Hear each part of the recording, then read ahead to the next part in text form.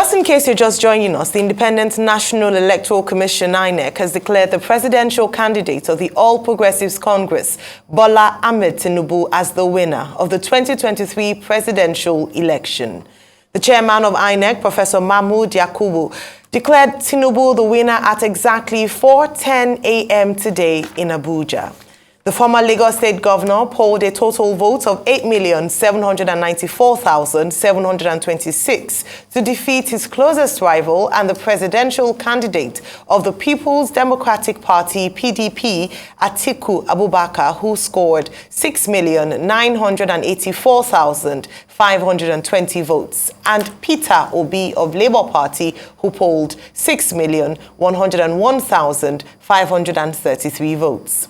The presidential candidate of New Nigeria People's Party, NNPP, Rabiu Kwankwaso, came a distant fourth with a total vote of 1,496,687 votes. The president-elect, Bola Ahmed Tinubu of the All Progressives Congress, while addressing the press, called for unity and collaboration with other party candidates. The former Lagos State governor thanked all those who participated in the February 25 election, with particular mention of articulated, obedient, batified, and Kwankwaso supporters. Joining us now to further the conversation on Tinubu's victory is Arise News analyst Dr. Sam Amadi. Good morning and welcome to the show.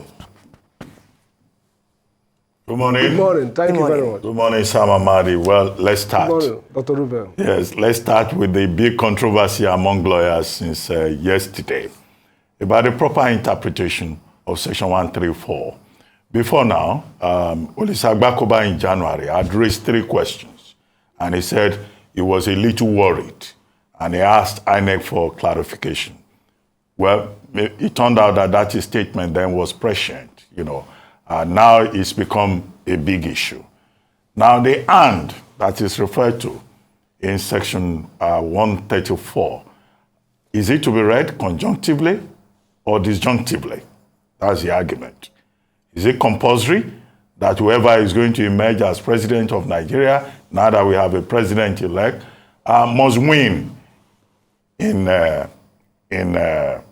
the Federal Capital Territory? The FCT is a creation of the Constitution under 297, Section 297, as you well know. But Section 299 defines it as more or less a state. So is it a state or a special character entity, to use that phrase? Okay. Thank you very much. Loaded questions. First, let me say, Olisa, my former boss, typical of him, he is very versed in policy law. He raises critical questions that you might not find in case law easily. And so, first, I've taken the view that it should be read disjunctively, in the sense that 2 senses. One is the fact that grammatically, and you understand this very well, being a communication person, that the Supreme Court have said in several cases, including Obasanjo and Yar'Adua, that in matter of constitutional interpretation, you've 2 things you do. First, you give the text their simple, lexical, and clear meaning, except those such literal, clear reading would occasion an absurdity. Again, the Supreme Court said in that case and several others that such interpretation aims at finding out the intent of the framers of the Constitution. So, and that where that intent is disclosed clearly in the literal reading of that text, you don't have to go into purposeful or other forms of literal interpretation, statutory interpretation in terms of generis rules and so all that. In the U.S., it also comes down to the debate around originalism as a way of interpreting the Constitution. And the argument is simple, that we must always say, what did our founding fathers, those who carry the Constitution, intend as at 1870s or 18, or in our own case, in 1979 and 1999? Now, having laid that framework, I say if you look at it very well, my senses, and first grammatically, we talk about simple sentences, compound sentences, and complex sentences. And what is a sentence has subject and predicate. Now, if you look at it, you say you must have, first, you must have majority vote, number one. Number two, so it could have been 314, 1 sub 1A, B, C. Win majority vote.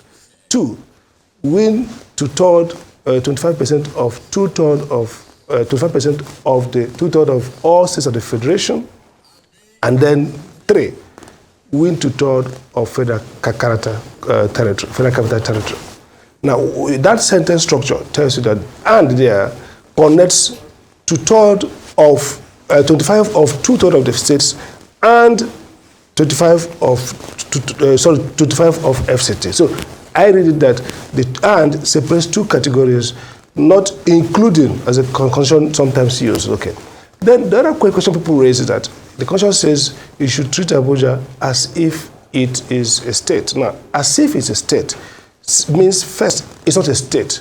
But for the purpose of the aforementioned, it listed, for example, that's why it says to be legislated by the National Assembly, the president to act as chief executive and secretary. So it listed out these states because these things are trying to mimic the character of a state, where you have a legislative entity responsible for making laws for that state.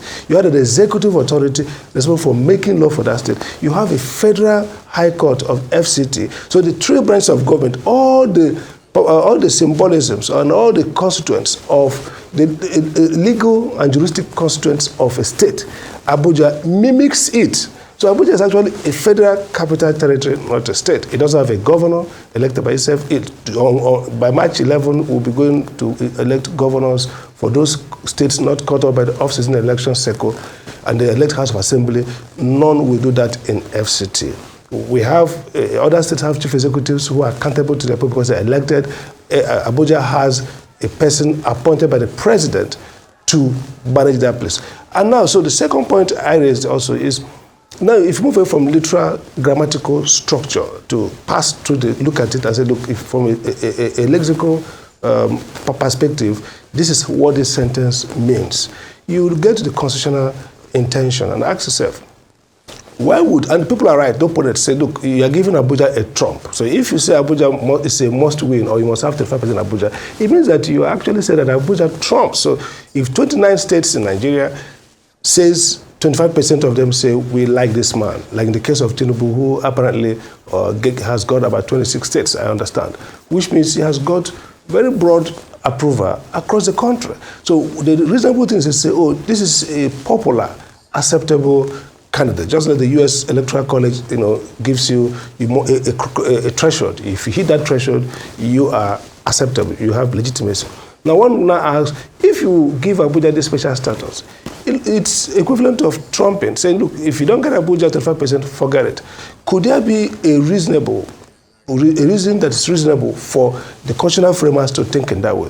And what I argue is that, look, it might be that if you look at the history of Abuja itself, from the 1976, when the late jurist Akeola Agoda led to the fact that they found a space, the federal government set up, find for us a place, the center of Nigeria, where we can create this sense of a melting point, where all Nigerians can come together, and that place is designated as a city of government, as a city of unity.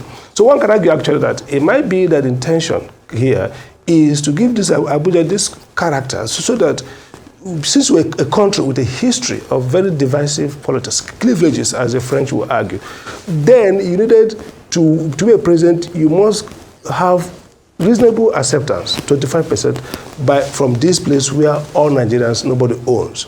The rest of Nigeria is a land that is either owned ethnically or religiously. Some people control those places, and if they accept you 25%, it means that you're ready to go. But here in Abuja, where all Nigerians symbolically mixed together, you win. So, but the argument on the other side is actually that would look like injustice to the rest of the states. So if 39 states or 30 states decide by 25% vote that this man is accepted, and the resident of Abuja at any time don't like this man, either because of politics or some other reason, then this man cannot be president. And my answer is that constitutional provisions are sui generis. They are peculiar. If you look at, for example, the U.S. Electoral College, many critics, scholars say this is totally anachronistic. Why should we elect a president? A man gives 10 million votes ahead of his opponent, and it happens that he misses Electoral College by 5-6 votes, and the Electoral College is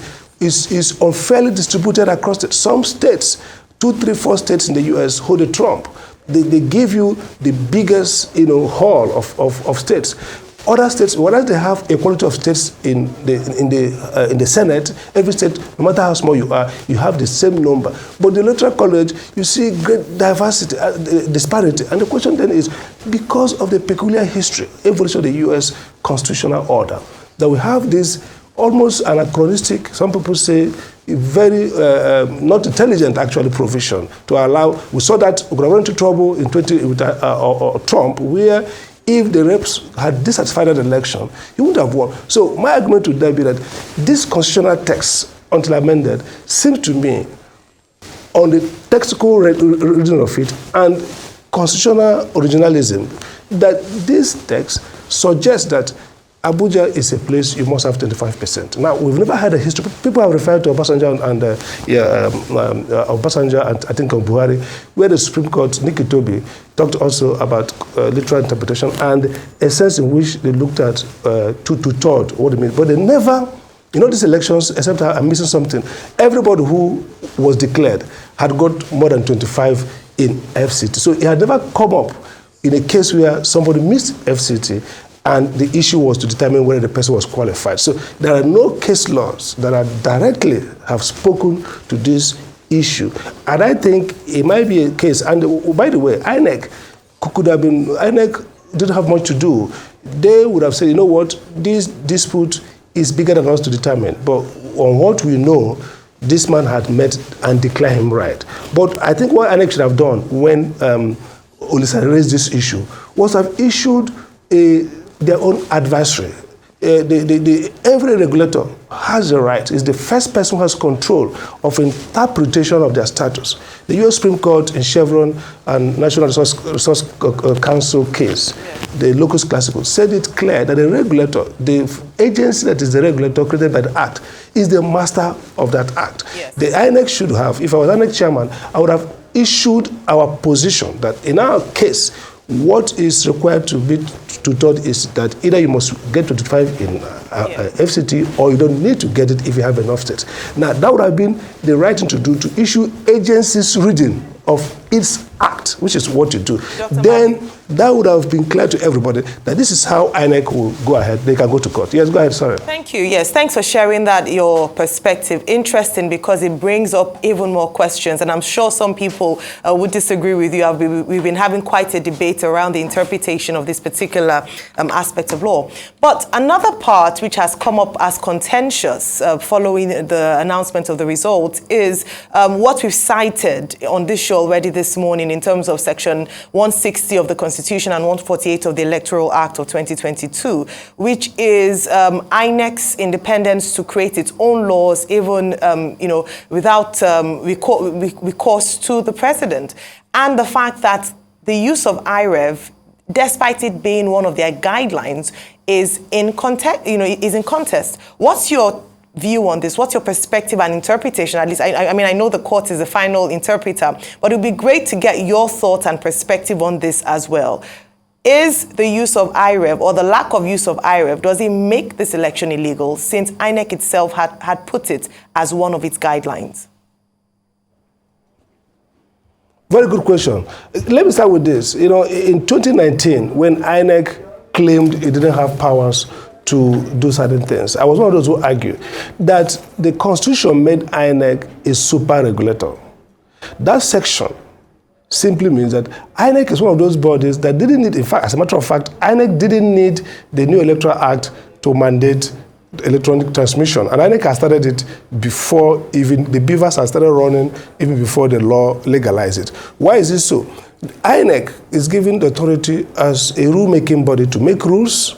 INEC is both an executive branch, is also a quasi-legislative agency. That means it makes rules that define its work, as long as those rules are do not violate the Constitution or the Act, the Electoral Act. And thirdly, INEC is a quasi-judicial body. I've always said that the missing link in INEC work is what I call administrative adjudication, which means INEC sits to determine issues as if it was a court. Now, the new amendment that says, look, protects INEC, even says that you shouldn't go to court to stop any of INEC's work. So the Constitution and the Electoral Act sees INEC as an agency that can exercise enough power to make rules and enough power to make adjudicatory decisions that only the court has the power to override based on the principles of due process, reasonableness, rationality, and legality.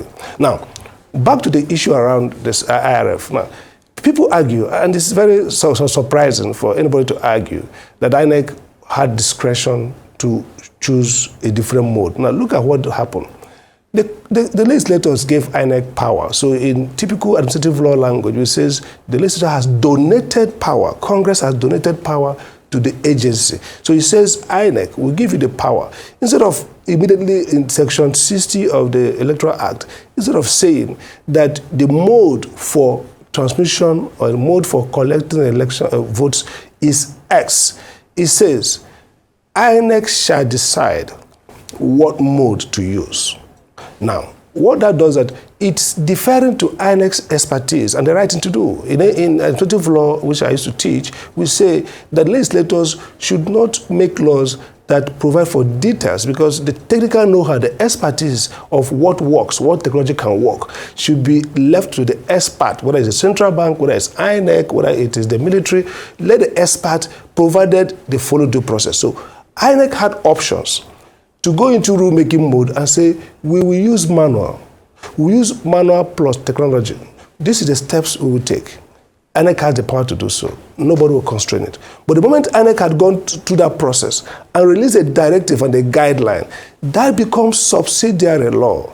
Therefore, both INEC and every other person handling operations in the election must comply with that. So this is where we are now. INEC, by clause 38 of the regulations and guidelines for 2023 election, building on its power in section 60, now legislates to say every polling officer shall transmit these elections to INEC server IRF after polling all results. At that point, legally speaking, INEC cannot do otherwise. INEC, don't forget that build up to this provision, the original one stripped that power from INEC.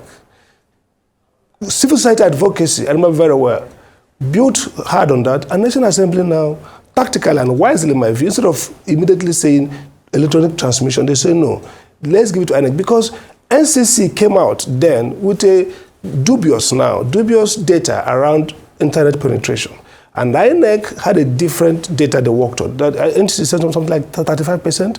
INEC said, no, we have, this is the data we're using. NCC's previous data they have provided to the public. So the argument was that we had enough capacity. And INEC, in any case, the machines we're using are like self-supporting. They don't really need all these facilities. With a recharge card, blah, blah, blah, they can work. So that's the history. It was INEC who led to the enactment of these powers in that language. And President Buhari signed. APC legislators opposed it.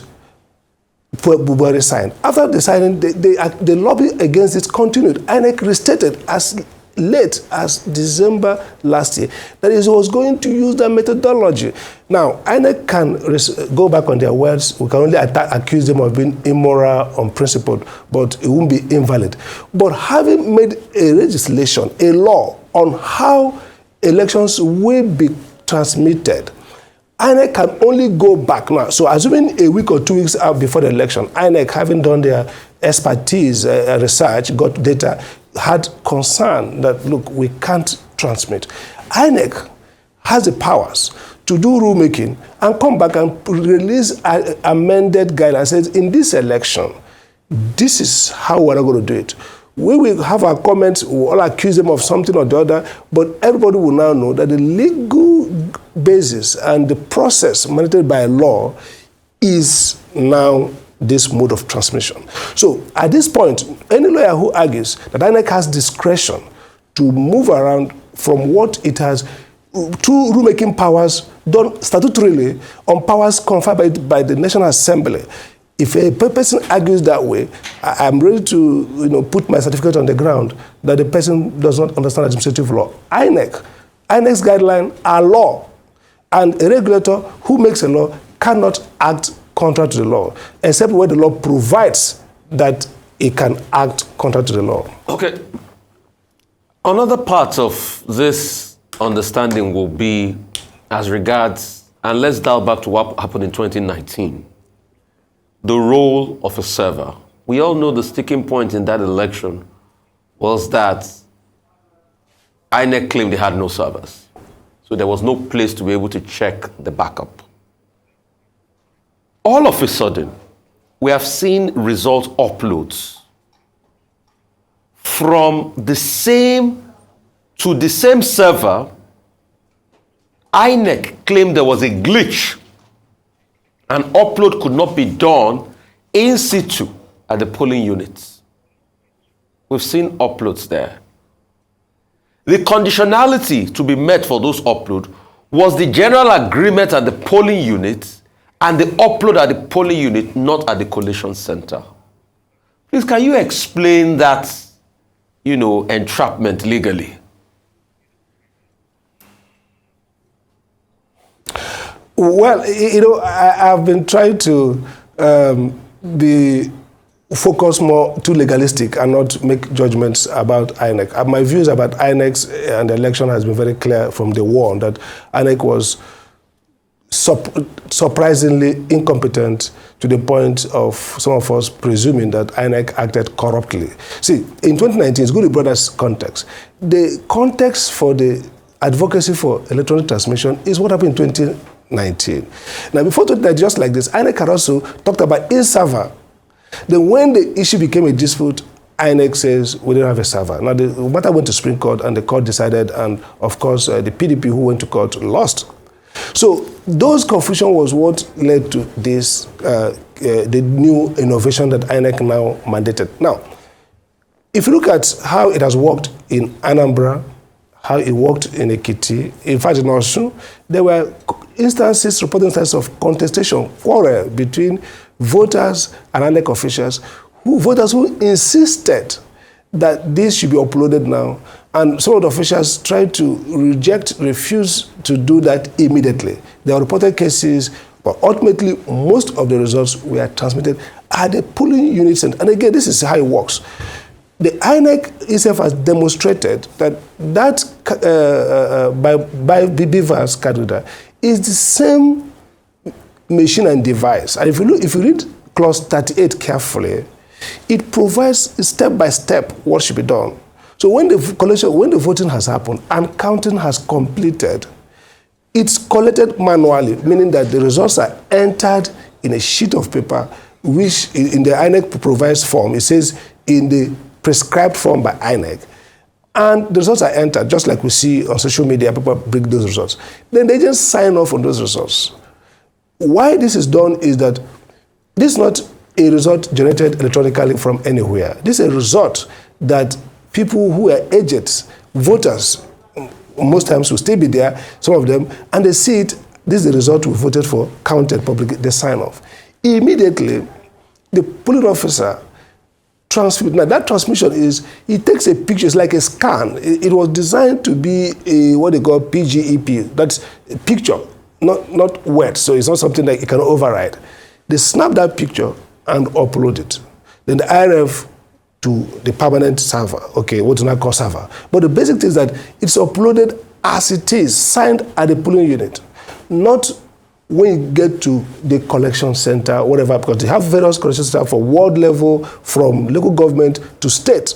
Now, why did we legislate electronic transmission from polling station? And why did INEC make it a condition.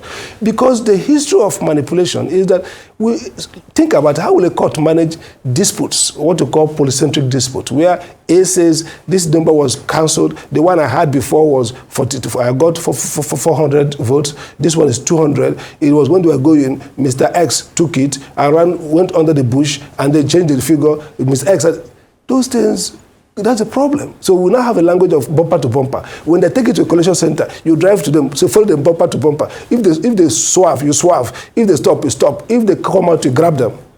So the person who has bigger physical strength or the highest capacity for violence, usually the state governors or state institutions, entrenched personalities, win the battle of what finally becomes the result that's collected. But here, the technology says very simple. As people sign off, before you start calling the talks, before you start radioing the military to come and help you retrieve and change, right there, send it. When you send it, it's irretrievable. There will be an evidence because the court also, the Electoral Act says that electronic evidence, in the past before this Electoral Act, the Supreme Court would hold that electronic evidence generated is not superior to the manually generated result. This act says now that when there's a conflict, because it envisaged that you could upload something and somebody goes and write nonsense and has the muzzle or connivance, this is a third word, where institutions are free of it. So he says, in that instance, the electronic is superior to the digital. So that's the purpose of this electronic transmission. If there's a conflict in court, you have to show the Dr. Amadi, we need to go in less than 1 minute. But I just need 1 or 2 clarifications. The first is, in the Federal Capital Territory, the president-elect scored Avia 18.98%, not up to 25%. What you are saying is that that is immaterial for the ordinary layman to get the message right, and that having won substantially, he has won, as announced. Number 2, has INEC broken its own law, as alleged by the protesting aggrieved parties? Simply, in less than a minute, so that we can move on. Sure. The second question is, yes, INEC broke its law, and I've been very clear. The INEC broke its law very, unexplainable. They broke their law deliberately. The second question is, a man who's won big everywhere and got 18% in FCT, should he not be declared as a president? And my answer is, if you read the Constitution textually, as most scholars do, then he has not met the qualification. It's bitter, it's sad, it's probably unreasonable, but that's the literal reading of the Constitution. Well, thank you very much, Dr. Sam Amadi, for joining us on Nigeria Decides 2023.